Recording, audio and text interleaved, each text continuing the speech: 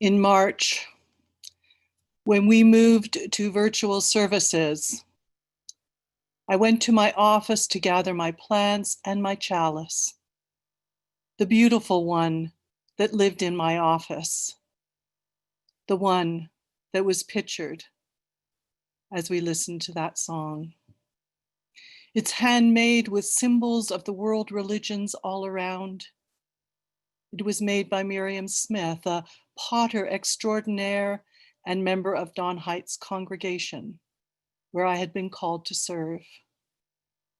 It was gifted to me by that congregation on the occasion of my ordination.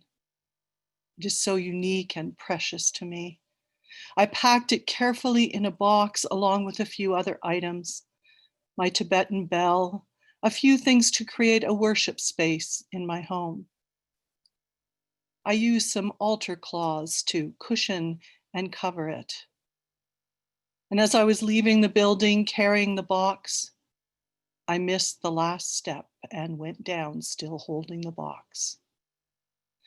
I was okay, though I had a very bright and colorful bruise appear the next day. And feeling a little silly as I stood up, I chastised myself. How many times have you climbed those stairs? Hundreds? Well, there were a few more other admonitions to myself, which I will not repeat here.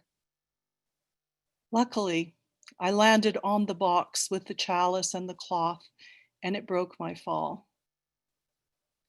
As I picked up the box and carried it to my car, I could hear pieces of broken pottery. I didn't want to look. We can be like that sometimes, or maybe most of the time, wanting to hide the brokenness, our brokenness, as if it being out of view would somehow make it not so. Cover it up and make it look good. Bring your broken hallelujah here. I know people have told you that before you can give, you have to get yourself together. They overstated the value of perfection by a lot. And our culture does so exploit and promote perfectionism, hiding our imperfections and brokenness as best we can. When I got home, I carefully placed the box on my dining room table. Still, I couldn't bring myself to look for a few hours. Then finally, holding my breath, lifted the cloth to inspect the damage. The base was broken, it could no longer stand, and the fragile filigree of the faith symbols meant some of them broke off as well. I ached as I began to remember the many times it had been used. And then slowly, the wondering if perhaps I could put it back together again. Humpty Dumpty sat on the wall. I thought of the Japanese art of kintsugi, recognizing quickly that there would be no exquisite joints. That was far beyond me. Also, there is something about the art form that has cultural meaning not familiar to me. Thinking of those beautiful gold-veined cups did inspire and heighten my resolve to try and mend. And I just had a technological glitch.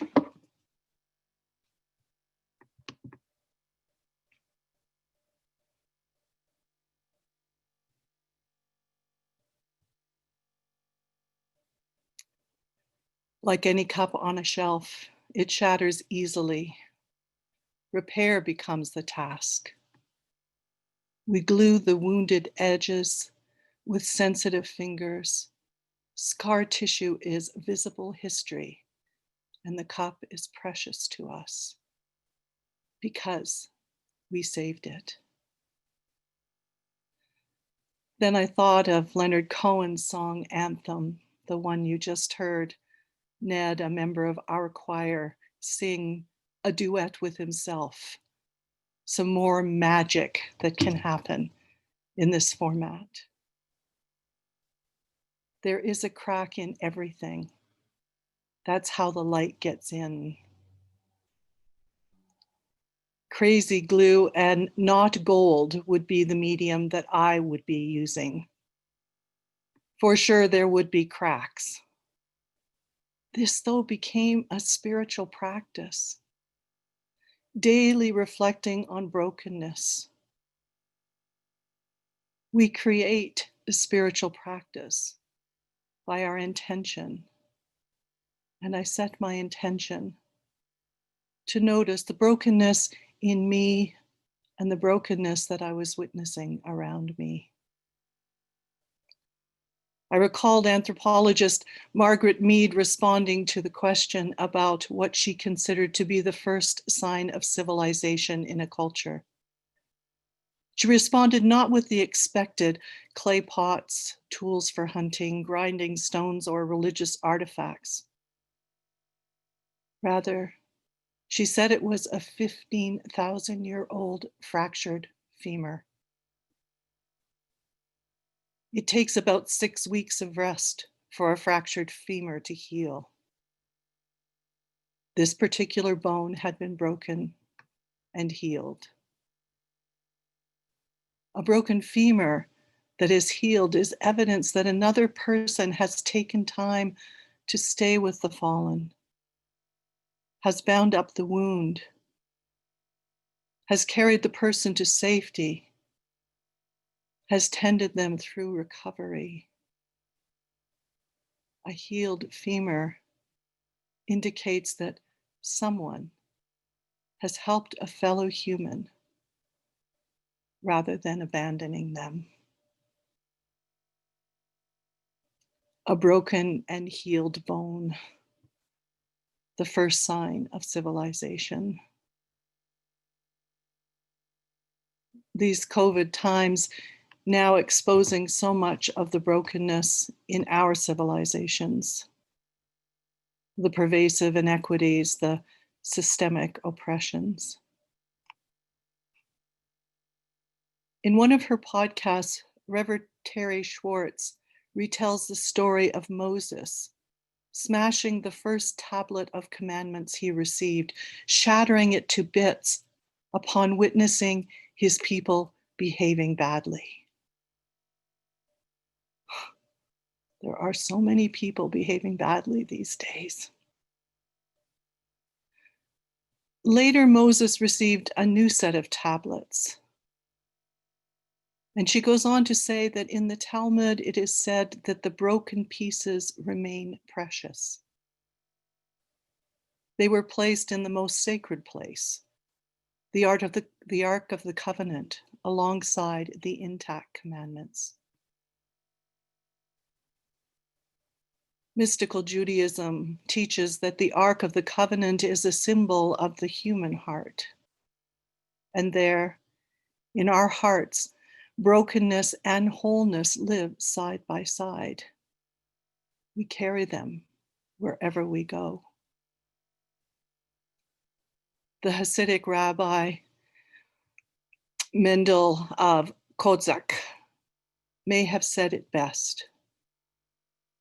There is nothing more whole than a broken heart. Friends,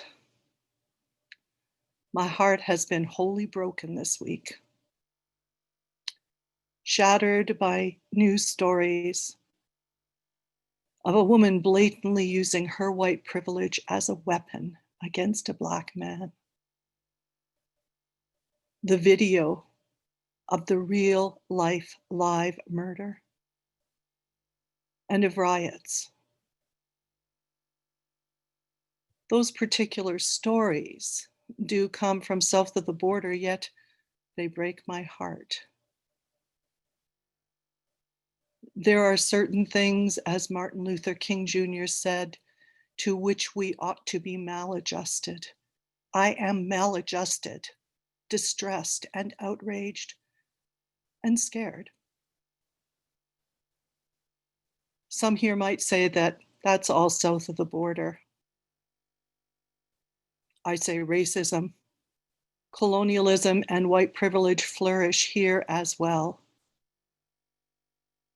I wept when I read yesterday a Facebook post of my colleague Fulgence Najamana, a UU community minister in Saskatoon. Many of you may know him. Hear now a portion of his post. He said,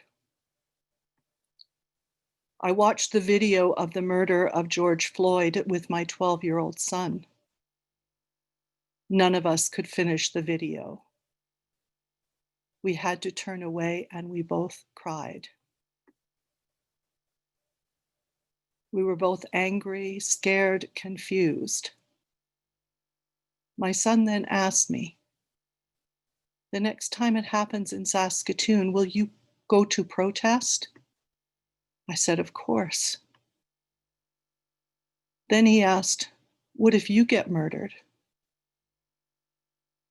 Imagine a 12-year-old having conversation with his dad about a possibility of being murdered for being Black. Fulgence goes on to say that in the past year, I had to contend with a neighbor calling the city for my car for no reason. A landlady saying that because of African food that makes her house dirty, she would keep our rent deposit. And people from my faith movement refusing to believe that I am a Unitarian minister as I attempted to enter a meeting venue while Black.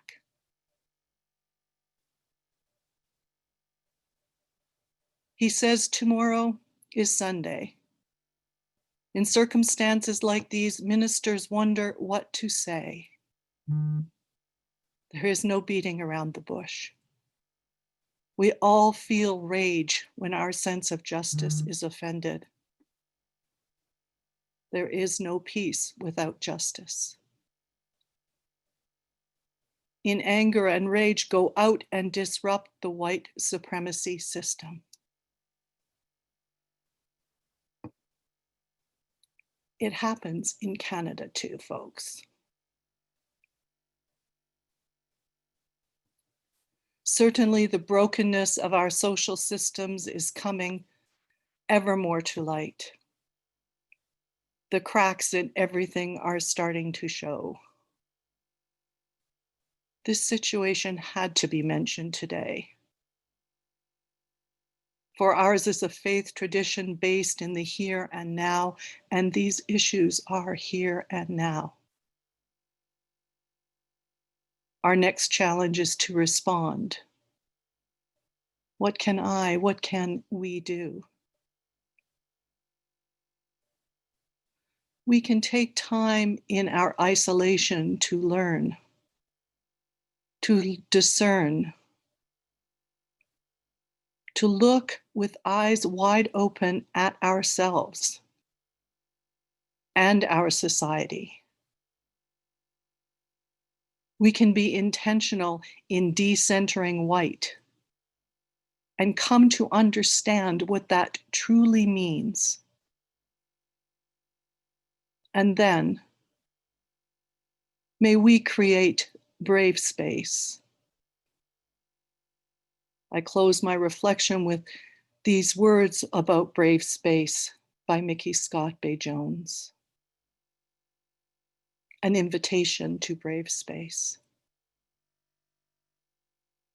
Together we will create brave space because there is no such thing as a safe space.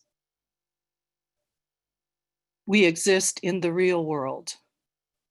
We all carry scars and we have all caused wounds.